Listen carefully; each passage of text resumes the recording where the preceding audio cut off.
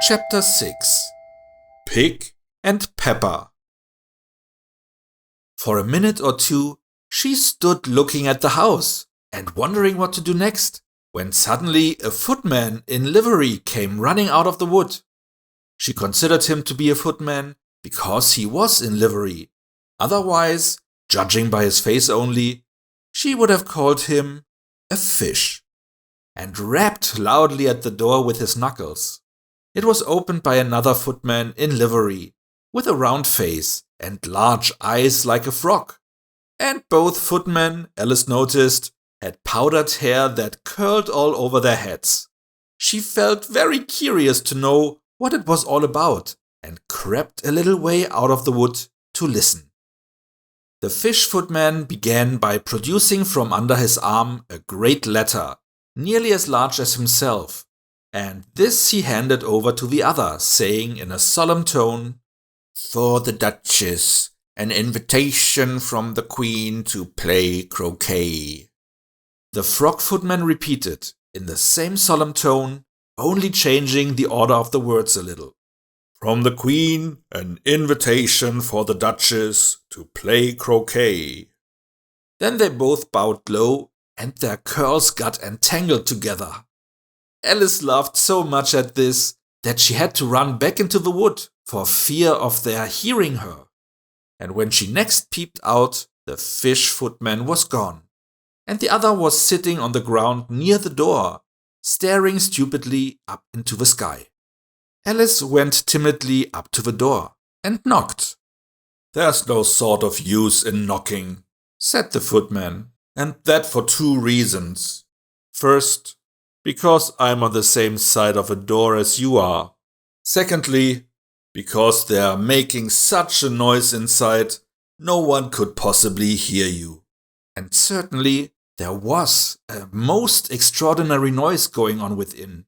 A constant howling and sneezing, and every now and then a great crash, as if a dish or kettle had been broken to pieces. "Please then," said Alice, "how am I to get in?" "There might be some sense in your knocking," the footman went on, without attending to her, "if we had the door between us. For instance, if you were inside, you might knock, and I could let you out, you know." He was looking up into the sky all the time he was speaking, and this Alice thought decidedly uncivil. "But perhaps he can't help it," she said to herself. "His eyes are so very nearly at the top of his head. But at any rate, he might answer questions. How am I to get in?" she repeated aloud. "I shall sit here," the footman remarked, "till tomorrow." At this moment, the door of the house opened and a large plate came skimming out, straight at the footman's head. It just grazed his nose and broke to pieces against one of the trees behind him. "Or next day, maybe," the footman continued in the same tone, exactly as if nothing had happened. "How am I to get in?" asked Alice again, in a louder tone. "Are you to get in at all?" said the footman. "That's the first question, you know." It was, no doubt. Only Alice did not like to be told so. "It's really dreadful," she muttered to herself, "the way all the creatures argue. It's enough to drive one crazy." The footman seemed to think this a good opportunity for repeating his remark, with variations. "I shall sit here," he said, "on and off, for days and days." "But what am I to do?" said Alice. "Anything you like," said the footman, and began whistling. "Oh, there's no use in talking to him," said Alice desperately.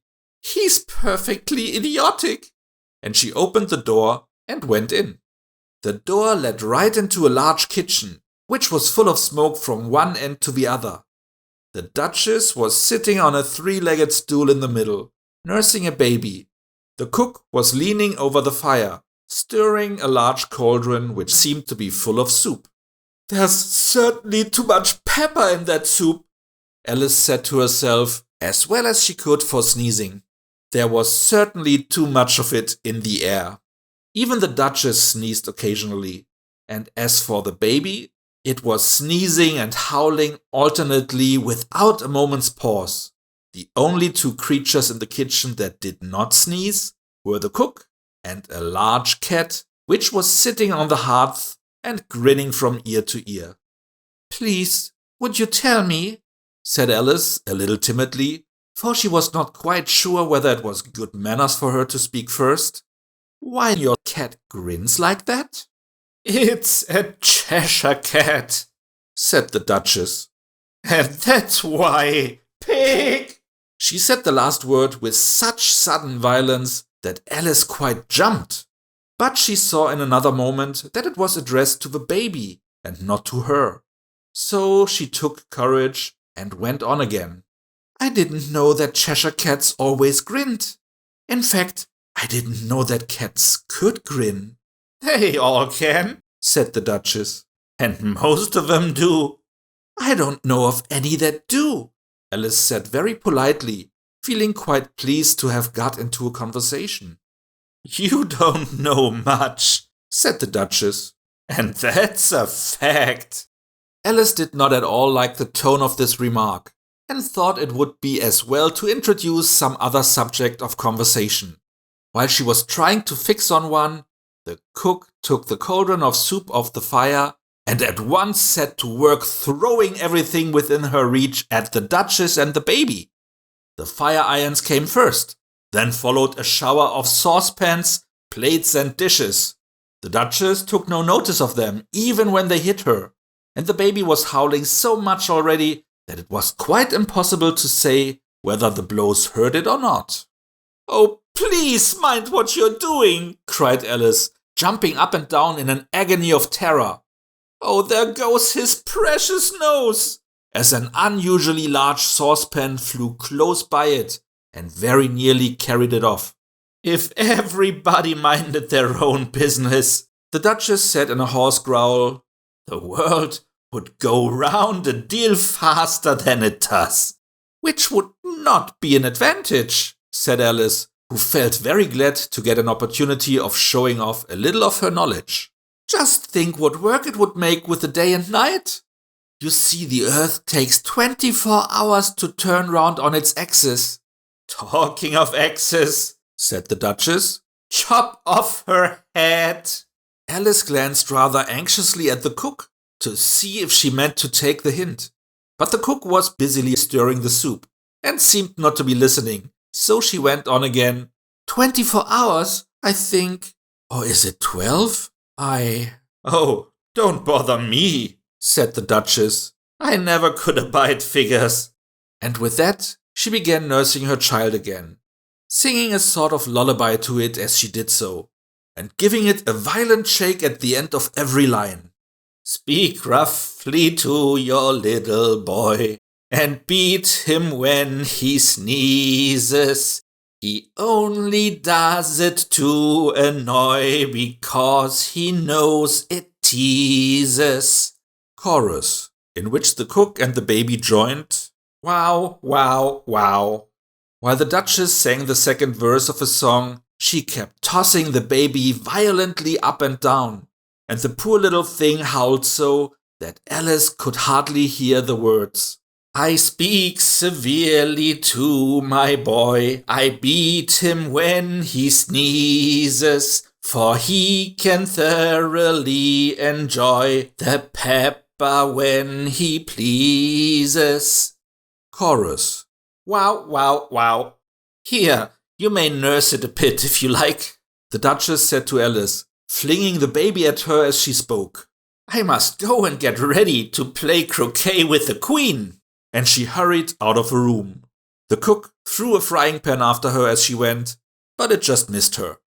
Alice caught the baby with some difficulty, as it was a queer-shaped little creature and held out its arms and legs in all directions.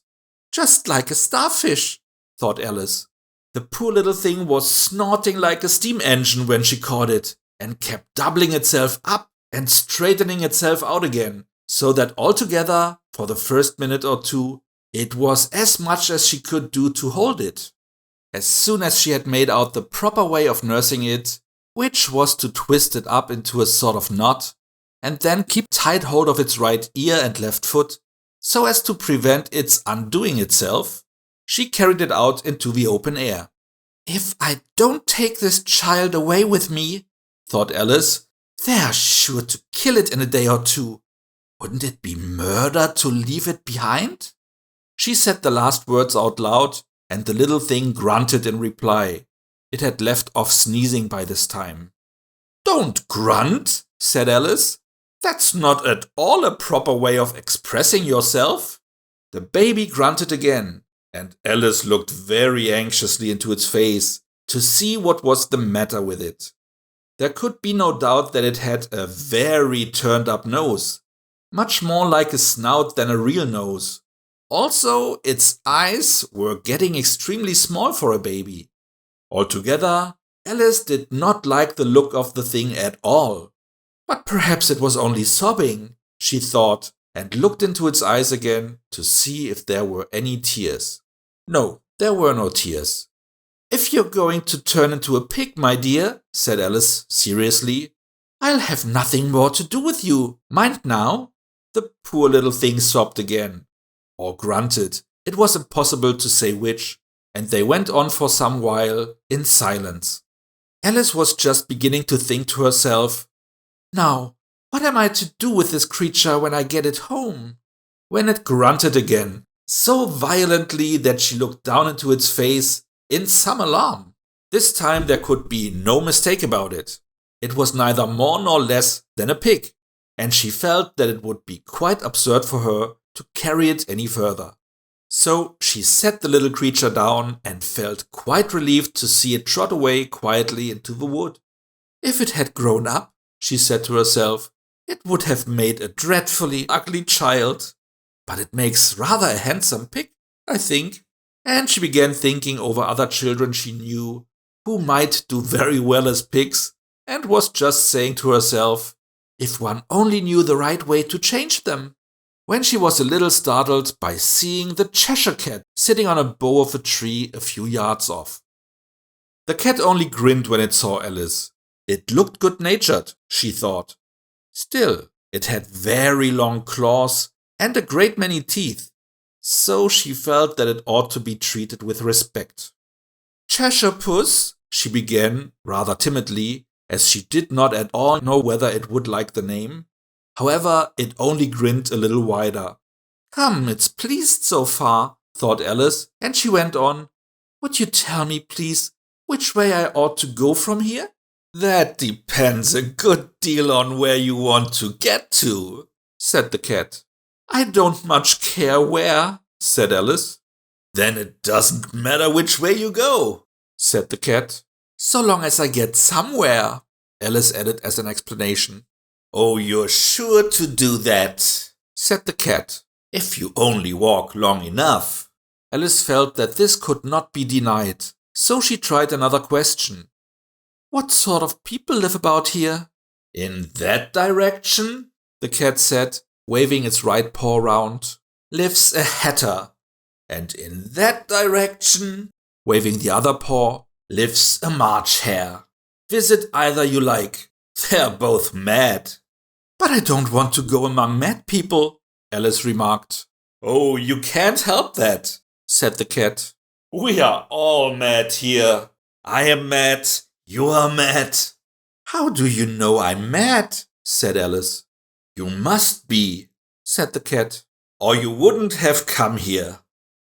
Alice didn't think that proved it at all. However, she went on. "And how do you know that you're mad?" "To begin with," said the cat, "a dog's not mad. You grant that?" "I suppose so," said Alice. "Well then," the cat went on, "you see a dog growls when it's angry and wags its tail when it's pleased. Now I growl when I'm pleased and wag my tail when I'm angry. Therefore I'm mad." "I call it purring, not growling," said Alice. "Call it what you like," said the cat. "Do you play croquet with the Queen today?" "I should like it very much," said Alice, "but I haven't been invited yet." "You'll see me there," said the cat, and vanished. Alice was not much surprised at this. She was getting so well used to queer things happening. While she was still looking at the place where it had been, it suddenly appeared again. "By the by, what became of the baby?" said the cat. "I'd nearly forgotten to ask." "It turned into a pig," Alice answered very quietly, just as if the cat had come back in a natural way. "I thought it would," said the cat, and vanished again. Alice waited a little, half expecting to see it again, but it did not appear, and after a minute or two, she walked on in the direction in which the March Hare was said to live. "I've seen hatters before," she said to herself. "The March Hare will be much the most interesting, and perhaps, as this is May, it won't be raving mad. At least not so mad as it was in March." As she said this, she looked up, and there was the cat again, sitting on a branch of a tree. "Did you say pig or fig?" said the cat. "I said pig," replied Alice, "and I wish you wouldn't keep appearing and vanishing so suddenly. You make one quite giddy." "All right," said the cat, and this time it vanished quite slowly, beginning with the end of the tail and ending with a grin, which remained some time after the rest of it had gone. "Well, I've often seen a cat without a grin," thought Alice, "but a grin without a cat? It's the most curious thing I ever saw in all my life." She had not gone much farther before she came in sight of the house of the March Hare. She thought it must be the right house, because the chimneys were shaped like ears and the roof was thatched with fur. It was so large a house that she did not like to go nearer till she had nibbled some more of the left-hand bit of mushroom and raised herself to about 2 feet high. Even then she walked up towards it rather timidly, saying to herself, "Suppose it should be raving mad after all. I almost wish I'd gone to see the hatter instead."